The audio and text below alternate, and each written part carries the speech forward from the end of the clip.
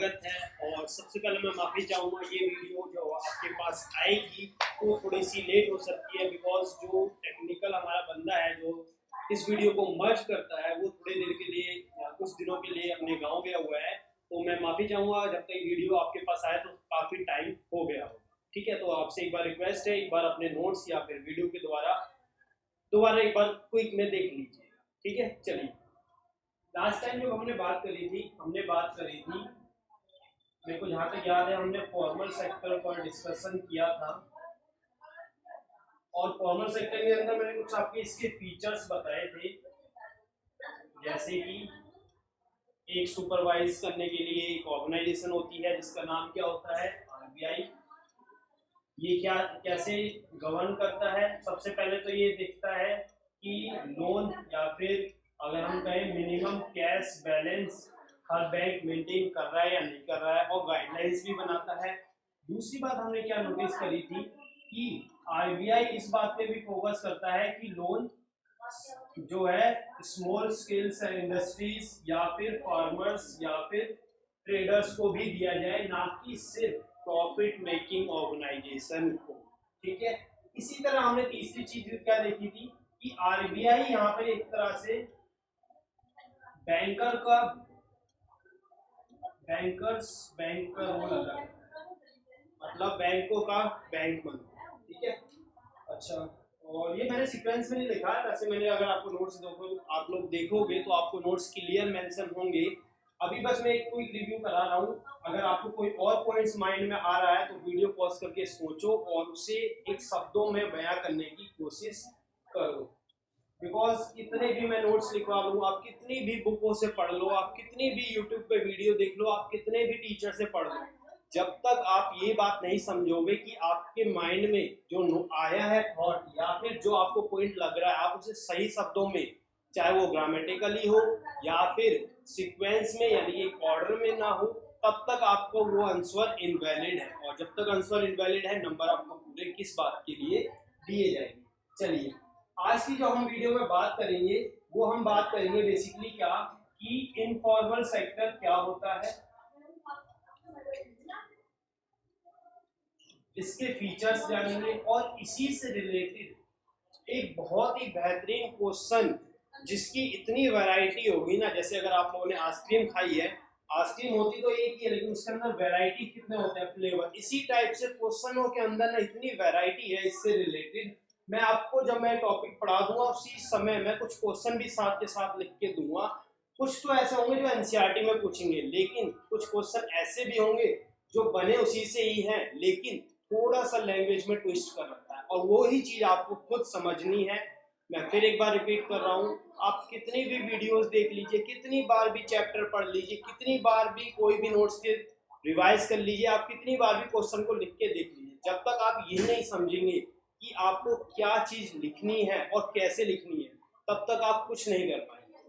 मैं फिर भी कह रहा हूँ, वीडियो देख रहे हो अच्छी बात है, लेकिन जो चीजें मैं बता रहा हूँ उसे साथ के साथ जरूर करो। अगर साथ नहीं कर सकते तो वीडियो खत्म होने के बाद जरूर करो, ताकि आप खुद से समझो कि कहाँ आप लैग कर रहे हो। मैं पहले कह रहा हूँ, प्रॉब्लम आएंगी, प्रॉब्लम सबको आएगी, लेकिन जो प्रॉब्लम को समझेगा, उसके सॉल्यूशन पे वर्क करेगा, सिर्फ वही नंबर अच्छे गेन कर पाएगा। चलिए देखिए, इनफॉर्मल फीचर्स जानने के बाद हम आएंगे सबसे main topic, SHG, self help group. इस पे इतनी बार क्वेश्चन आया है ना, सिंपल ऐसे बोल देगा। अगर आप पिछले साल के पेपर उठा के देखोगे ना तो आपको कई बार ऐसे मेंशन करेगा कि बताइए, right a short note on self help group. इसमें बेसिकली 4-5 टॉपिक होते थे, जिसमें से एक या दो हमारे इकोनॉमिक्स से होता है और एक ज्योग्राफी से और एक होता है हिस्ट्री। हिस्ट्री से मेनली हमारा जलियांवाला बाग मस्करे में आ जाता है, या फिर हमारा नॉन कोऑपरेशन मूवमेंट, खिलाफत मूवमेंट, इस टाइप का कोई भी नोट्स में पूछ लेता है। खैर, हम उस पर बात करेंगे जब हम उसकी वीडियो बनाएंगे, अगर टाइम मिलता है तो मैं उसकी भी बनाऊंगा। लेकिन अभी जो हम बात कर रहे हैं वो है इकोनॉमिक्स से रिलेटेड, तो हमें उसी पॉइंट पे मेंशन रहना है। चलिए देखिए, सेल्फ हेल्प ग्रुप हो गया, इनफॉर्मल सेक्टर फीचर्स, ये दो चीजें मेन हमें जो है आज पढ़नी है। और इसी के बाद हम जो बात करेंगे, लगभग 6 से लेके 8 नंबर का क्वेश्चन, इसी में से एक अलग ही, मतलब चैप्टर के अंदर ही अपने आप में ये एक चैप्टर बन जाता है। खैर हम डिटेल में नहीं जानेंगे, जो जो एग्जाम के पॉइंट ऑफ व्यू से आएगा मैं सिर्फ उसी के बारे में ही आपको बताऊंगा, और वही चीजें आपको पढ़नी है, उससे एडिशनल आपको इधर उधर कहीं नहीं देखना है। चलिए फिर हम आज की वीडियो शुरू करते हैं। दोस्तों आइए देखिए, अब हम बात करते हैं इनफॉर्मल सेक्टर की। तो इनफॉर्मल सेक्टर के जो मैंने फीचर्स हैं, मेन पॉइंट को उठा के मैंने यहाँ पे रख दिए हैं, और इनको आपको वर्ड्स में वैसे ही लिखना है जैसे आपने फॉर्मल सेक्टर को मैंने लिखा था या फिर आपने लिखा था, उसी तरह बिल्कुल आपको इन्हें अरेंज कर देना है। थोड़ा सा स्पेस की कमी थी, इस वजह से मैंने नहीं लिखा, और प्लस आप में से बहुत से रिव्यू आए सर पूरा पॉइंट्स मत लिखिए, हमें नोट करना आता है, अच्छी बात है, लेकिन मैं आपको बता दूं ये वीडियो मैं सिर्फ हाई क्लास के लिए नहीं बना रहा हूं। जो नॉर्मल बच्चे हैं, जो बिल्कुल पढ़ने में एकदम एवरेज है, उनके लायक भी है, और जो बिल्कुल लो है उनके लिए, तो मुझे सबका देख के चलना है। अगर आप नोट कर सकते हैं बहुत अच्छी बात है, माइंड मैपिंग से मैं खुद पढ़ता हूँ, अगर आप भी पढ़ रहे हैं बहुत अच्छी बात है, लेकिन उनका भी सोचिए जो अभी ये सीखे नहीं है टेक्निक, या फिर उस पर भी वर्क कर रहे हैं, तो धीरे धीरे उन्हें भी इम्प्रूव होने का टाइम मिलना चाहिए। चलिए देखिए, इनफॉर्मल सेक्टर में सबसे पहले पॉइंट क्या है कि भाई यहाँ पे कोई ऑर्गेनाइजेशन नहीं है, जो देखे जिसका जैसा मन, जिस रेट पे मन, या फिर जिस कंडीशन पे मन उस कंडीशन पे दे देता है।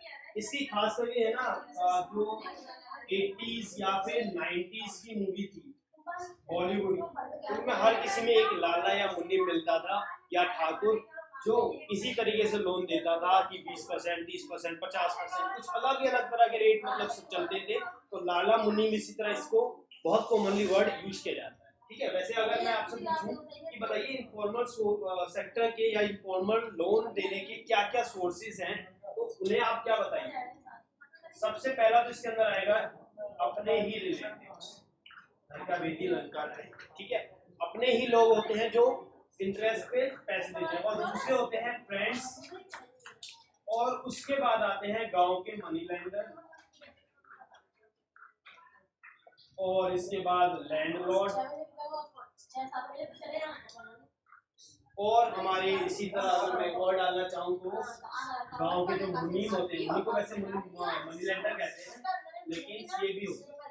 ठीक है, चलिए अगला पॉइंट क्या है कि हाई इंटरेस्ट रेट। ये इंटरेस्ट रेट इतना हाई रखते हैं कि भी जितना तो बैंक वाले भी नहीं देते। जैसे बैंक वाले नॉर्मली क्या करते हैं 9% per annum plus other charges, उनका नॉर्मल ऐसी कुछ रेट होता है 9 से, हर किसी का नॉर्मल 9 से 15 के बीच में वैरी करता है, ये उसका होता है। लेकिन इनका पता है क्या होता है 3% पर एनम, और जब आप इसको मल्टीप्लाई करोगे मतलब 12 महीने तो कितना हो गया 36%, मतलब साल का 36%। फिर भी लोग हमारे भारत में सबसे ज्यादा इनफॉर्मल सेक्टर से लोन लेते हैं, और उसके कुछ फीचर्स भी हैं, मैं अभी आपके सामने डिस्कस भी करूंगा कि क्यों इनफॉर्मल सेक्टर ही लोग ज्यादा प्रेफर करते हैं, खास करके गांव के इलाकों। अच्छा आगे देखिए, अगला पॉइंट है कि इनफॉर्मल सेक्टर में कोई भी कोलेटरल या फिर कोई भी प्रॉपर डॉक्यूमेंटेशन की रिक्वायरमेंट नहीं है, अगर जो उधार देने वाला है वो उधार लेने वाले को या फिर बोरोवर को पर्सनली जानता है। ठीक है, जैसे मैंने आपको बताया ना, खासकर इनफॉर्मल में यही होता है, ये नहीं होता कि कोई भी आपके पास आ जाए कि भाई मुझे उधार पे पैसा चाहिए और आप उसे लोन दे दीजिए। आप सबसे पहले पूछते हैं कि आपका घर या फिर किसके रिलेटिव्स वगैरह, इन सब चीजों की जांच पड़ताल ये मतलब एक तरह से आपकी इन्फॉर्मेशन इकट्ठी करता है ताकि कल आप उसका पैसा लेके भाग ना जाए। अगला मेन टॉपिक क्या है, कोई ट्रांजैक्शन रिकॉर्ड नहीं होती, लोन सब मुंह के जवानी होता है, इसमें सबसे ज्यादा कीमती होती है जुबान की वैल्यू। ठीक है, वैसे होनी तो चाहिए लाइफ में। अगला हमारा है कि contribute less in the development of economy, मतलब क्या है कि ये फॉर्मली जो है इकोनॉमी के डेवलपमेंट में बहुत ही कम रोल अदा करता है, बिकॉज कोई ट्रांजैक्शन रिकॉर्ड नहीं, जब ट्रांजैक्शन ही रिकॉर्ड नहीं तो हमें दिखाएंगे कैसे कि देखिए हमारे देश में इतना लोन चल रहा है, या हम इतना लोन या फिर इतना इन्वेस्टमेंट हो रखा है, लेकिन इनको जब रिकॉर्ड ही नहीं है तो हम किसी को दिखाई नहीं सकते। इसी तरह हमको कहते हैं ना ब्लैक मार्केट या फिर ब्लैक इकोनॉमी। ब्लैक इकोनॉमी हम उसको कहते हैं जब कोई फॉर्मल रिकॉर्ड या फिर फॉर्मल रिसोर्स या फॉर्मल सोर्स नहीं है जो दिखता है। और इसी तरह हमने बात कर ली डेवलपमेंट में लोग कोई कंट्रीब्यूशन नहीं करता है।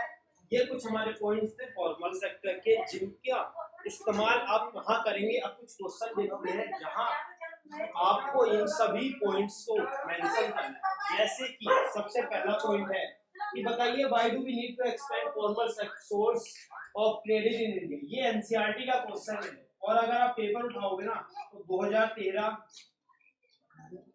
2017, 2019 और पिछले साल के सेट 1 में ये आ चुका है।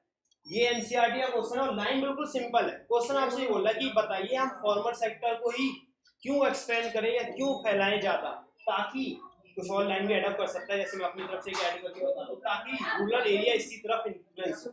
तो इसमें बहुत से बच्चे क्या पॉइंट ऐड करते हैं कि सर फॉर्मल सेक्टर में देखिए आरबीआई गवर्न कर रहा है, लो इंटरेस्ट रेट है, प्रॉपर डॉक्यूमेंटेशन चाहिए। आपको इस तरीके से पॉइंट मेंशन करने ही नहीं है। लो इंटरेस्ट रेट काफी अच्छा पॉइंट है, लेकिन उसको मेंशन करने की जरूरत ही नहीं है। आपसे बोल क्या रहा है, वो आपसे बोल रहा है कि भाई हम फॉर्मल सेक्टर को क्यों एक्सपेंड करें, और आप लिख रहे हो फॉर्मल सेक्टर, तो दोनों अलग अलग चीज हो गई ना। तो आपको ये बताना पड़ेगा, जैसे जब आपको अपने आप को अच्छा दिखाना होता है तो आप अपने से कमजोर के साथ कंपैरिजन करके दिखाते हैं। ये खासकर पॉलिटिक्स में होता है, तो आपको भी वही पॉइंट एक्सपेंड करना है। जब आपको बताना है कि फॉर्मल सेक्टर ही क्यों एक्सपेंड करना है, तो आप इनफॉर्मल पॉइंट से या इनफॉर्मल सेक्टर की बुराइयां मेंशन करना लिख दीजिए। सबसे पहला क्या है, कोई ऑर्गेनाइजेशन नहीं है। अगर कल को कोई पैसा लेके भाग भी जाए या फिर आपसे बोले कि नहीं मैंने तो देखो ज्यादा पैसे दिए थे, तब आप उससे कैसे हेल्प वो करेंगे सॉल्व, क्योंकि अगर आप पुलिस में जाएंगे तो कोई रिकॉर्ड नहीं होगा मेंटेन, कोई क्लेम वगैरह कुछ नहीं हो सकता। दूसरा इंटरेस्ट रेट हाई है। इंटरेस्ट रेट हाई है, इसका एक फीचर्स भी क्या है, जैसे मैंने क्वेश्चन लिखा नहीं है, अगर मैं बोल देता हूँ उसे, इसमें बोलता है कि व्हाई इनफॉर्मल सेक्टर या फिर why high interest rate discourage people to take loan. ये इसके बारे में मैं बिल्कुल वीडियो के एंड में डिस्कस करूंगा, लेकिन अभी हम अपने टॉपिक पे ही रहते हैं। इसके क्वेश्चन में सबसे पहला हाई इंटरेस्ट रेट है, जिसकी वजह से क्या होता है, लोग लोन लेने से पहले हेजिटेट या वो करते हैं कि नहीं यार वेस्ट हो गया। अगर आपने अपनी एनसीईआरटी बुक, जो मैंने आपको दो फेमस एग्जांपल बताए थे, पहला सलीम का और दूसरा कल्पना का, जिसने एग्रीकल्चर के लिए लोन लिया था और सलीम ने शू मैन्युफैक्चर के लिए लिया था, और उसका प्रोडक्शन अच्छा रहा और उसने लोन वापसी कर दिया और प्रॉफिट अच्छी खासी क्वांटिटी में हुआ। लेकिन जो हमारी कल्पना थी उसने लिया एग्रीकल्चर के लिए और सूखा पड़ा, मतलब रिस्क ज्यादा, और उसकी वजह से क्या हुआ, उसका पैसा वेस्ट हो गया, मतलब प्रोडक्टिविटी इतनी हुई नहीं जितना कि वो लोन चुका दे, जिसकी वजह से वो एक तरह से डेब्ट ट्रैप में फंस गए। ठीक है, चलिए इसके पॉइंट्स में आप इन्हीं मतलब इनफॉर्मल सेक्टर की बुराइयां लिखना शुरू कर दीजिए, अपने आप आपको पता चल जाएगा कि हाँ फॉर्मल सेक्टर क्यों एक्सपेंड करना है। ठीक है, इसीलिए कई बार बोलता है कि why RBI focus on expanding formal sector in rural area, give answer in your words, या फिर गिव अ सुइटेबल एग्जांपल। तो एग्जांपल पूछे तो कल्पना और सलीम वाला एग्जांपल मत भूलना, वही मेंशन करना है, सारे सिचुएशन वही डिफाइन कर देगा। अगला क्वेश्चन है कि बताइए क्रेडिट जो है फॉर्मल सेक्टर का, वो एक पॉजिटिव रोल अदा करता है, ये पॉजिटिव है, पॉजिटिव रोल अदा करता है एज कंपेयर टू या देन इनफॉर्मल सेक्टर। ऐसा ही क्यों कि फॉर्मल सेक्टर ज्यादा पॉजिटिव रोल अदा कर रहा है इनफॉर्मल सेक्टर से, बिकॉज ये सबसे पहली बात लोन कम वो करता है, लो इंटरेस्ट पे देता है, जिसकी वजह से लोग क्या होते हैं रिस्की एक्टिविटी करने से हेजिटेट नहीं होते और इकोनॉमी बूम करना शुरू कर देती है। इस चैप्टर की लास्ट लाइन आपने अगर एनसीईआरटी में देखा होगा तो उसमें खुला होगा कि cheap and affordable credit play a crucial role in the development of economics. ये वही लाइन है जो कई बार बिल्कुल आपको क्वेश्चन बना के दे देता है। सिर्फ एक ही पॉइंट पे आंसर बनेगा, हाई इंटरेस्ट रेट, लो इंटरेस्ट रेट वाला मेंशन करना है, कंटेंट कम लगे कुछ नहीं करना, कल्पना वाला या फिर सलीम वाला एग्जांपल मेंशन कर देना। ठीक है, चलिए इसी तरह फीचर्स ऑफ इनफॉर्मल सेक्टर बोल दे तो ये है, और एक और फीचर्स है जो मैं अभी आपको बताऊंगा, उसको भी आप एडअप कर सकते हैं। अच्छा, आइए अगला क्वेश्चन क्या है, loan from bank always help to raise people earning capacity, और इसमें साथ में आपसे बोला भी है सुइटेबल एग्जांपल। पूरी लाइन आप लोग पढ़ लीजिएगा और एक बार खुद से ट्राई कीजिएगा इस क्वेश्चन के आंसर को अभी, और वीडियो पॉज कीजिए और वीडियो जैसी आप प्ले करेंगे मैं आपको इसका आंसर बताऊंगा। चलिए देखिए, इसमें पूछा यह है कि बताइए कि जो बैंक से लोन लिया हुआ पैसा है वो एक तरह से अर्निंग कैपेसिटी बढ़ाता है लोगों की, कैसे, और साथ में बोला है कि एक सुइटेबल एग्जांपल दीजिए। तो एग्जांपल के लिए आपको सलीम वाला एग्जांपल ही मेंशन करिएगा, ज्यादा आपको डिटेल में जाना भी नहीं है, बहुत ही शॉर्ट में अपने वर्डों में लिखने की कोशिश कीजिएगा। और लोन ही किस लिए होता है, तो आप सीधा आ जाइए इनफॉर्मल सेक्टर के फीचर्स पे, क्या क्या उसके नेगेटिव पॉइंट्स हैं जो मैंने यहाँ पे मेंशन किए हैं, और इन्हीं को आप मेंशन कर दीजिए। खासकर ये लो इंटरेस्ट हाई इंटरेस्ट रेट, ये सबसे मेन होगा। और अगर कब भी आपको कॉन्ट्रैक्ट लगे तो फॉर्मल सेक्टर के फीचर्स भी, पॉजिटिव फीचर्स भी डाल दीजिए। ठीक है, चलिए अब हम बात करें, एक सिचुएशन मैंने आपको बताया था, अच्छा वो भी मुझे डिस्कस करेंगे, हाई इंटरेस्ट रेट वाली।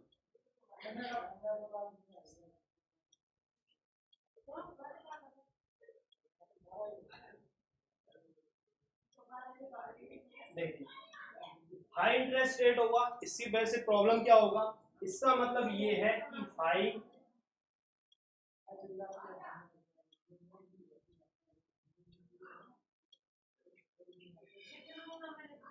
Cost of borrowing is high. Cost of borrowing मतलब उधार लेने का पैसा, यानी जो इंटरेस्ट होगा वो बहुत ज्यादा चार्ज होगा, जिसकी वजह से ये क्या करेगा, पीपल को डिस्करेज करेगा लोन लेने से। अब लोन लेने से डिस्करेज कर रहा है तो इसका मतलब क्या है, मतलब सीधा सा है, लोग लोन लेने से पहले 2 बार सोचेंगे कि लोन लूं ना लूं, अगर पैसा डूब गया तो मेरे पे एक तरह से डेब्ट ट्रैप की सिचुएशन में आ जाएगा। डिस्करेज होगा तो क्या होगा, पीपल लोन लेने से हेजिटेट करेंगे, और बाय चांस ले लिया और पैसा डूब गया तो क्या होगा, एक डेब्ट ट्रैप की सिचुएशन क्रिएट हो जाएगी। अभी डेब्ट ट्रैप क्या है, इसे अलग अलग शब्दों में बताया जाता है। इसका असली मतलब होता है कि जब इनकम इतनी लो हो जाए या फिर जो लोन का अमाउंट है उसे देने में बोरोवर अनेबल, या फिर क्या कहते हैं उसको हिंदी में, मेरे पास वर्ड नहीं आ रहा, मतलब एक तरह से समर्थ नहीं हो पाता लोन देने में, और उसकी वजह से डेब्ट ट्रैप सिचुएशन आ जाती है। या फिर दूसरे शब्दों में इसको कहते हैं हम इंक्रीजिंग। ठीक है, अभी डेब्ट ट्रैप क्या है, वर्ड्स में अगर लिखना है, जैसे बुक में जो मैंने लिखा है वही मैंने आपको यहाँ मेंशन किया है। ये एक सिचुएशन है जहाँ पे बोरोवर जो है वो लोन देने में असमर्थ होता है, और जिसकी वजह से क्या होता है, वो फ्रेश लोन ले लेता है। कहाँ से, ये सिचुएशन सबसे ज्यादा इनफॉर्मल सेक्टर में होती है, ये बात ध्यान रखिएगा, क्योंकि फॉर्मल सेक्टर में अगर आपने एक बार लोन देने में असमर्थ हुए या फिर आप बैंकक्रप्ट डिक्लेयर कर दिए गए, उसके बाद आपको कहीं से भी लोन नहीं मिल सकता फॉर्मल सोर्स से। और इनफॉर्मल सेक्टर का सबसे मेन फीचर जो एक तरह से पॉजिटिव रोल देता है या फिर एक पॉजिटिव इंपॉर्टेंस देता है, या आपको थोड़ी देर पहले मैंने एक क्वेश्चन बताया था कि बताइए इनफॉर्मल सेक्टर्स को ही ज्यादा लोग या रूरल सेक्टर प्रिफर क्यों करता है, तो उसका सबसे मेन रीजन ये है कि अगर आपने लोन देने में असमर्थ है, उसके बावजूद अगर लेंडर आपको जानता है तो वो लोन आपको दे सकता है। यही एक मेन फीचर है, लोग इनफॉर्मल सेक्टर को प्रेफर करते हैं। और भी फीचर्स हैं जो मैं अभी 1 बाय 1 लिखवाऊंगा, आप इन सबको नोट कर लीजिए। अगर कुछ नोट करना है उसके बाद मैं इसे रफ कर रहा हूँ और फिर मैं आपको अगले पॉइंट के साथ मिलता हूँ। आइए दोस्तों, आज हम अपना आइए दोस्तों आज हम अपना शुरू करते हैं आगे का टॉपिक जो हमें पढ़ना है। देखिए अभी मैंने आपको थोड़ी देर पहले डिस्कस किया था कि क्यों जो गांव के लोग हैं या फिर रूरल पीपल हैं वो फॉर्मल सेक्टर से ज़्यादा इनफॉर्मल सेक्टर को प्रेफर करते हैं। ऐसा ही क्यों होता है, या क्या क्या रीज़न है जिनकी वजह से फॉर्मल सेक्टर छोड़ के इनफॉर्मल सेक्टर को लोग प्रेफर करते हैं। ठीक है, होता क्या है, देखो सबसे मेन रीज़न क्या है कि कोई भी कोलेटरल रिक्वायर्ड है नहीं। अगर बोरोवर, जो मैंने आपको पहले बताया था थोड़ी देर पहले, बोरोवर लेंडर को जानता है और लेंडर बोरोवर को जानता है, तो कोई भी कोलेटरल की नीड नहीं है। पूरी लिख लीजिएगा। अगला पॉइंट, कोई प्रॉपर डॉक्यूमेंटेशन की नीड है नहीं, बस जुबानी सब चलता है, मतलब रिटर्न में कोई भी नीड नहीं है, सब ओरली हो जाता है। अगला क्या है, बोरोवर फ्रेश लोन ले सकता है अगर वो पुराने लोन पे डिफॉल्ट करता है, और यही फीचर सबसे मेन है कि लोग फॉर्मल सेक्टर छोड़ के इनफॉर्मल सेक्टर को प्रेफर करते हैं। अगर आपने फॉर्मल सेक्टर में एक बार लोन डिफॉल्ट कर दिया तो आपके लोन लेने के मतलब आगे फ्यूचर में लोन लेने के चांसेस बहुत ही लो या फिर बहुत ही कम हो जाते हैं, जब तक आप कहीं से सोर्स लगाए ना ले या फिर कहीं से घूस ना दे। ठीक है, चलिए आगे देखते हैं।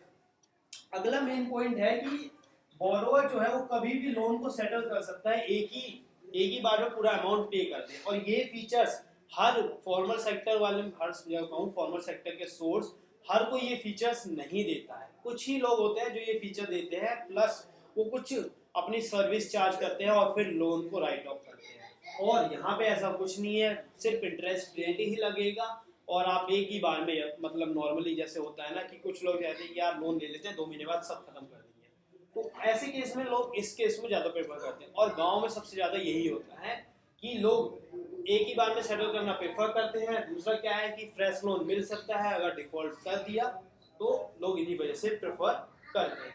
एक और मेन पॉइंट होगा, वो क्या पॉइंट बन सकता है, यहाँ लिख देता हूँ। वो पॉइंट ये बन सकता है कि रूरल पीपल या फिर जो लोग गांव में रहते हैं are not very much literate, बहुत ज्यादा पढ़े लिखे नहीं होते, इस वजह से वो जो बैंक की टेक्नोलॉजीज, वो तो है कि कैसे कहते हैं, बहुत अच्छा टर्म होता है जो मैंने बहुत बार सुना है गांव में लोगों से, हाँ, कि क्यों बैंकों के जंजाल में फंस रहा है, इस तरीके से क्या होगा। इसकी वजह से मेन प्रॉब्लम क्या होती है कि लोग टेक्निकली समझ नहीं सकते, वो समझते हैं सिर्फ इंटरेस्ट लग रहा है 13% पे, लेकिन जो ये अदर चार्ज का जो ब्रैकेट लगाते हैं ना, या जो स्टार मार्क करते हैं, वो टेक्नोलॉजी जो होती है वो गांव के लोग नहीं समझ पाते, और इसीलिए वो हटते हैं कि यार पता नहीं 13% बोला है, कहीं पता लगा उन सबको जोड़ जाड़ के 50% पहुंचा दिया। तो इस वजह से लोग जो है थोड़ा हेजिटेट करते हैं। और मेनली क्या है, लोगों में इतनी अवेयरनेस नहीं है, इस वजह से वो लोग सोचते ही नहीं है कि इस बारे में कि ऐसा भी पॉसिबल है, मतलब क्यों खामखा जंजाल में फंसा जाए किसी। ठीक है, तो ये पॉइंट्स के जिसका इस्तेमाल आप लिख सकते हैं कि वाई रूरल पीपल या फिर illiterate people prefer informal sector over formal sector, या फिर what are the reason behind the thinking that people prefer informal sector over formal sector. ठीक है, चलिए अब हम जो पढ़ने जा रहे हैं वो है अगला मेन टॉपिक की, बताइए क्या क्या डिफरेंस हो सकते हैं। आपको मैंने फॉर्मल सेक्टर के फीचर्स लिखवा दिए, इनफॉर्मल सेक्टर के फीचर्स लिखवा कंपेयर टू फॉर्मल सेक्टर। तो हम उसके अगर बात करें कि फॉर्मल सेक्टर में क्या क्या चीजें आ सकती हैं, तो देखिए फॉर्मल सेक्टर क्या लिख रहा हूँ, दूसरे आप खुद लिख सकते हैं। देखो सबसे पहला क्या है कि हाई इंटरेस्ट, यहाँ पे क्या है लो है इंटरेस्ट रेट, यहाँ पे क्या है no documentation required, proper documentation, no proper documentation required. Condition आगे लगा लीजिएगा, अगर उधार देने वाला उधार लेने वाले को पर्सनली जानता हो। No proper documentation, no collateral required, ये बहुत ऐसा नहीं है कि फॉर्मल सेक्टर वाले बिल्कुल लेते ही नहीं है, फॉर्मल सेक्टर में कहीं कहीं ऐसा होता है कि कोलेटरल की डिमांड कर लेते हैं। ठीक है, नो कोलेटरल रिक्वायर्ड, और इसमें भी आप वही कंडीशन लगा दीजिएगा क्या, अगर लेंडर बोरोवर को पर्सनली जानता है। ठीक है, चलिए यहाँ पे क्या है प्रॉपर डॉक्यूमेंटेशन चाहिए, ये यस लिख रहा हूँ, आप यहाँ पे सिर्फ लिखिएगा प्रॉपर डॉक्यूमेंटेशन रिक्वायर्ड। यहाँ पे कोलेटरल की नीड होती है। ठीक है, 3 पॉइंट हो गए। अब पेपर में जनरली जो क्वेश्चन आता है वो 5 नंबर का आता है, तो हमें बेसिकली 5 पॉइंट बनाने की तरफ मूव करना चाहिए।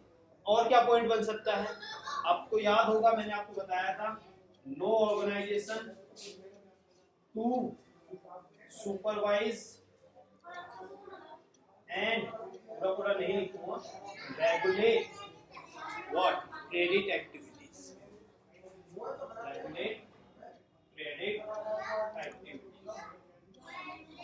इसी तरह अगर मैं यहाँ बात करूं तो यहाँ पे ऑर्गेनाइजेशन होती है, कौन सी होती है, आरबीआई। ठीक है, 4 पॉइंट हो गए, अभी भी 1 पॉइंट मिस है। सोचिए क्या हो सकता है, वीडियो पॉज कीजिए, बहुत अच्छा क्वेश्चन है, कई बार 1 नंबर में पूछ भी लेगा आपसे। तो इसके लिए क्या होगा, आपको देखो आप चाहें तो इसको मेंशन कर दीजिए क्या कि पेमेंट लमसम में कर सकता है, या फिर आप इस वाले पॉइंट दोनों पॉइंट भी मेंशन कर दीजिए, 6 नंबर का आ गया तो दोनों डाल दीजिए। पहला क्या है कि इनफॉर्मल सेक्टर में फ्रेश लोन मिल सकता है अगर बोरोवर ने पीछे किसी या पहले किसी लोन पे डिफॉल्ट किया है। दूसरा पॉइंट इसी में क्या बन सकता है, यहाँ पे क्या डालोगे, borrower chances of getting loan is very low if borrower default on any previous loan. यहाँ पे ऐसे लिखोगे चांसेस वेरी low, ठीक है। वीडियो एक बार रिपीट कर लेना, सुन लेना, ठीक है, क्योंकि मुझे यहाँ पे लिखने में यहाँ से ये स्पेस नहीं आ रहा होगा, इसलिए मैं नहीं लिख रहा। अगला पॉइंट क्या डाल सकते हो कि बोरोवर एक बार में सेटल कर सकता है without paying any extra charges. याद रखिएगा एक्स्ट्रा चार्जेस लगते हैं, ये फीचर्स फॉर्मल में भी प्रेजेंट होते हैं लेकिन कुछ एडिशनल चार्जेस लगते हैं, ठीक है। चलिए ये दोनों पॉइंट आप मेंशन कर दीजिएगा, इसमें पॉइंट 1 और इसको मैं लिख रहा हूँ पॉइंट 2, ठीक है। तो दोस्तों ये था हमारा फॉर्मल सेक्टर, इनफॉर्मल सेक्टर से रिलेटेड सभी सवाल जो हमने अभी डिस्कस किया। अब हम जो बात करने वाले हैं वो है सबसे मेन टॉपिक जो कभी कभार शॉर्ट नोट्स में आ जाता है, और उन सभी को मैं पॉइंट्स में मेंशन करूंगा। आप लोग उन्हीं को पैराग्राफ में लिख दीजिएगा पेपर में, कॉपी में जैसे मैं लिख रहा हूँ उसी तरीके से लिखिएगा, ताकि आपको जल्दी या फिर बहुत इजीली याद भी हो सके और आपके माइंड में तुरंत रहे या आप कैचअप जल्दी कर सके, ठीक है। चलिए वीडियो पॉज करके आप इसे लिख दीजिए, मैं उसके बाद आपको मिलता हूँ अगली वीडियो में। आइए दोस्तों, तो आप एक काम कीजिए, सबसे पहले जो कुछ मैंने बोर्ड पे लिखा है ना, इसे अपनी कॉपी में बिल्कुल इसी तरीके से पॉइंट्स में लिख लीजिए, और फिर मैं आपके साथ मिलता हूँ जैसे आप वीडियो प्ले करेंगे। मैं इसको दोबारा लिखूंगा और 1 बाय 1 इन सभी पॉइंट्स को समझाऊंगा।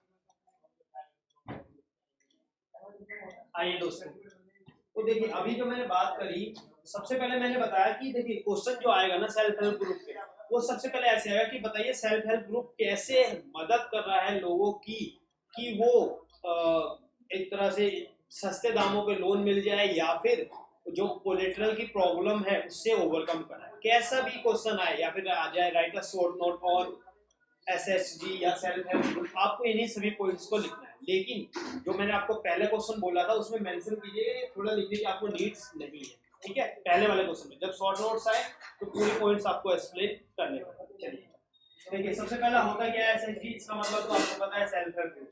इसमें ये मैंने खासकर लिखा है कि ऑन एवरेज, ज्यादा लोग भी हो सकते हैं बट ऑन एवरेज ये बात नोटिस की गई है कि जो सेल्फ हेल्प ग्रुप बने हैं उसमें नॉर्मली हमारे 10 से 15 या 20-25 इस तरीके से मेंबर्स होते हैं, और जो या तो एक दूसरे को पर्सनली जानते हैं या एकदम आसपास में रहते हैं, मतलब एक तरह से पड़ोसी ही होते हैं।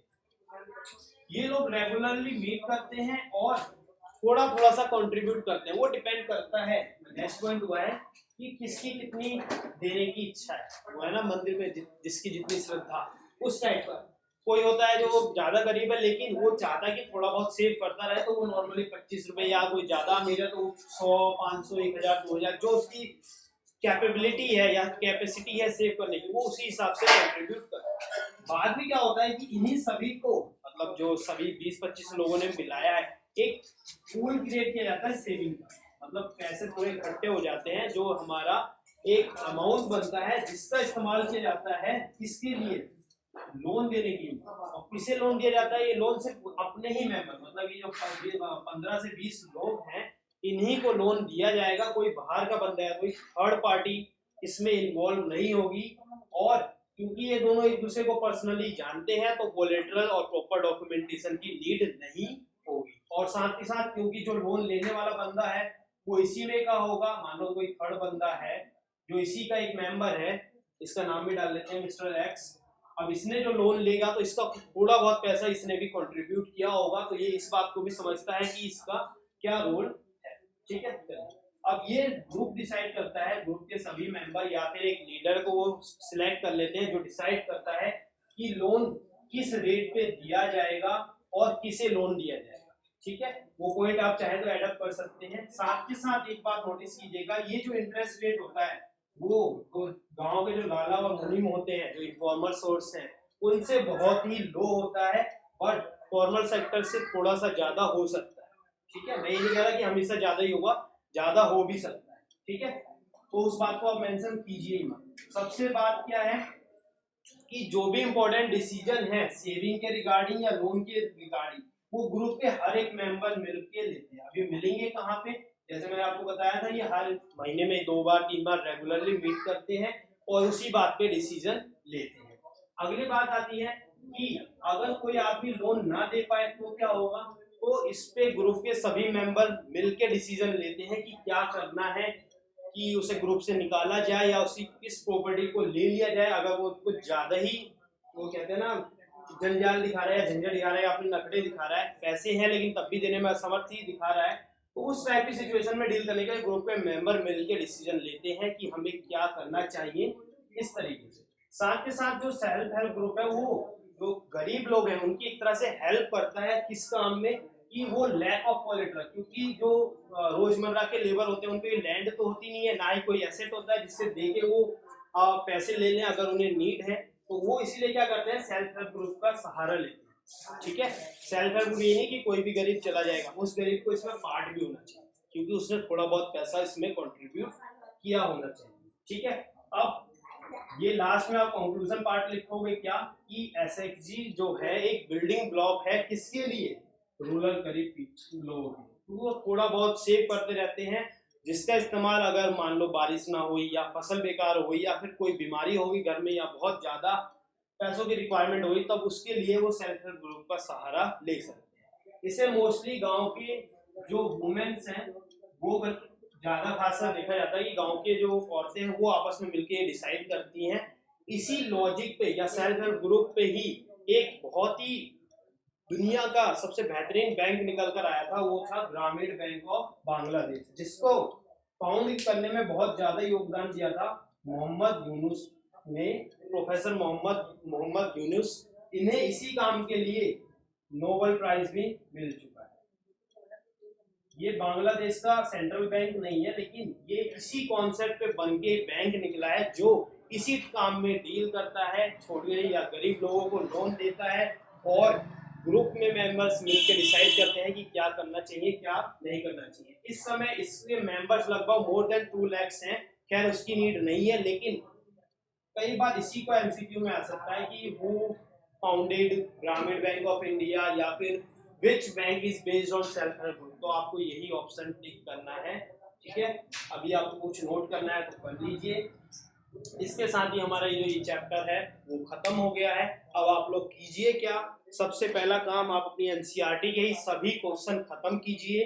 दूसरा काम क्या कीजिए, आप कोई भी एक रिफ्रेशर जिसे हम कहते हैं क्वेश्चन बैंक वो ले लीजिए। सबसे बेस्ट ऑल इन वन की है, आप चाहे तो इसमें से क्वेश्चन कर लीजिए, नहीं तो आप कोई और रिफरेंस ले सकते हैं जिसमें आपको प्रीवियस ईयर के सारे क्वेश्चन एक ही जगह पे मिल जाए उस चैप्टर से रिलेटेड। तो आप जब उस क्वेश्चनों को देखेंगे ना तब आपको पता चलेगा कि ये जो मैंने लिखवाए हैं पॉइंट्स या जो आपने पढ़े हैं या जो आपने समझे हैं उसको आपको कैसे लिखना है, बिकॉज हर एक क्वेश्चन की डिमांड अलग है और उसी को आपको समझना है कि किस क्वेश्चन में कितने डाटा या कितना लिखना है और किस में कितना नहीं लिखना है। ठीक है, चलिए ये था हमारा आज का जो टॉपिक। अब हम जब मिलेंगे अगली बार तब हम डिस्कस करेंगे अपना अगला मेन टॉपिक जो हमारे इस साल के सिलेबस में आ रहा है। ठीक है, चलिए, थैंक यू।